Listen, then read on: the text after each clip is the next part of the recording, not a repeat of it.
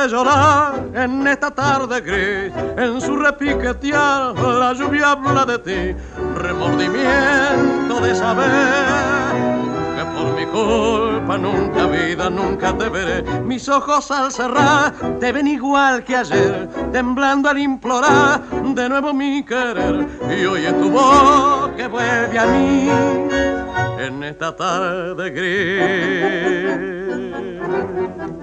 Ven, triste me decía que en esta soledad no puede más el alma mía.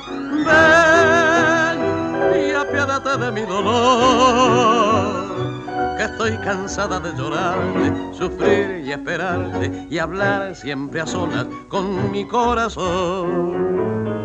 Ven, pues te quiero tanto que si no vienes hoy voy a quedar ahogada en llanto.